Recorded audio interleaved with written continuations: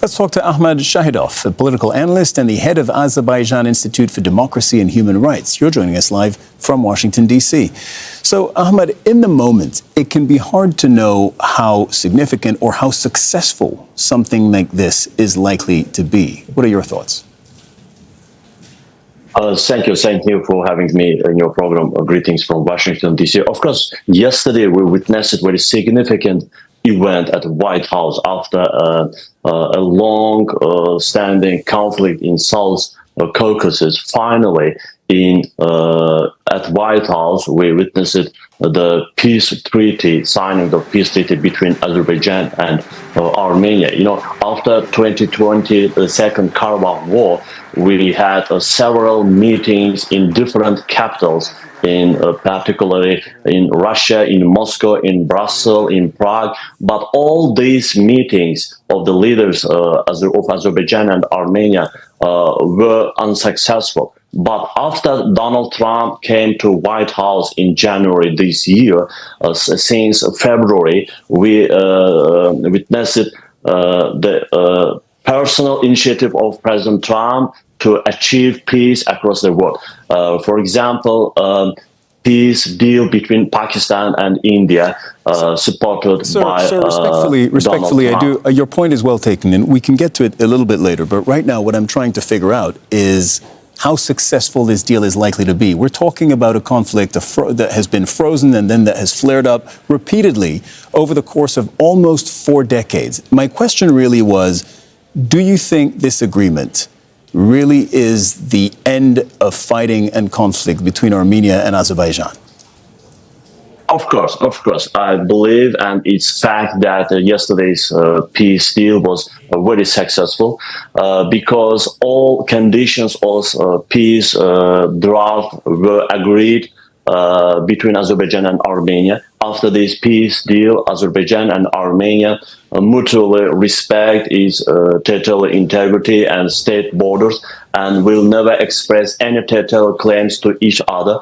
And after this peace deal by the initiative of Donald Trump, the all transport and communications road will be open. We call it Zangezur corridor, but in fact, in yesterday's deal, it was called Trump route. But anyway, it's a very significant step to achieve the long-lasting and final peace between Azerbaijan and Armenia.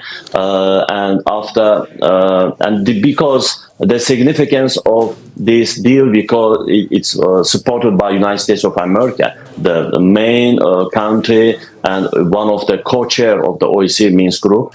That's why I believe that in upcoming weeks, we will see the new developments, and in couple of weeks we will achieve the signing of the final peace declaration. Because yesterday's deal, it's not the final; it's just a roadmap leading to final peace deal. But all conditions, all significant issues are agreed between Azerbaijan and Armenia. There is no any unresolved issue, mainly the recognition of state borders and territorial integrity, and to cease all military operations between the two countries. And now regarding these issues, what about the roughly 100,000 ethnic Armenians who were pushed out or had to flee Nagorno-Karabakh in 2023 when they faced the Azerbaijan's army's advance? Could any of them return to their homes if they wanted to?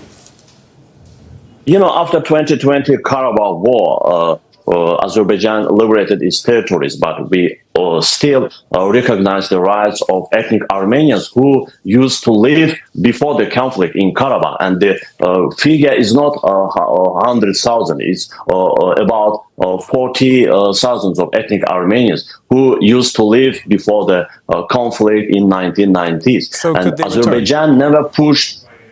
Yeah, and Azerbaijan never pushed them to leave the region. And still in Khankendi, in Karabakh, there are several Armenian families still stayed and live in Azerbaijan. But those Armenians who voluntarily leave the Khankendi Karabakh, they just didn't want to stay and live under control of Azerbaijan to No, accept they left the because they citizenship felt of Azerbaijan. unsafe. You know they would disagree with your assertion. They left because they felt unsafe in the face of the advance of the Azerbaijani army. Of course.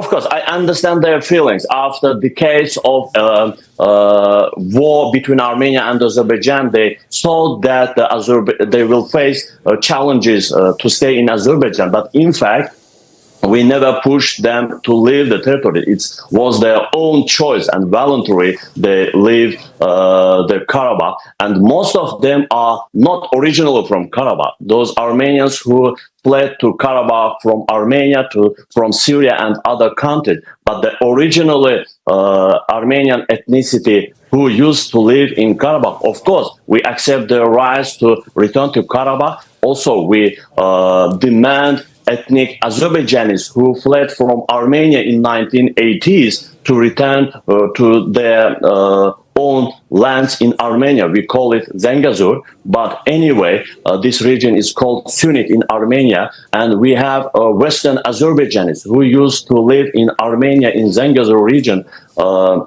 many decades ago. If today Armenia demands ethnic Armenians to live and return to Karabakh and to live there, of course, we will demand the ethnic Azerbaijanis, Western Azerbaijanis, we call them Western Azerbaijanis, to return to Armenia. If we are dealing and signing the peace agreement, of course, we will live in peace, and ethnic Armenians can return to Karabakh, ethnic Azerbaijanis can return to Zangezur, to Armenia. So we will become very peaceful neighbors, friends, and brothers. We don't see any problems in that direction.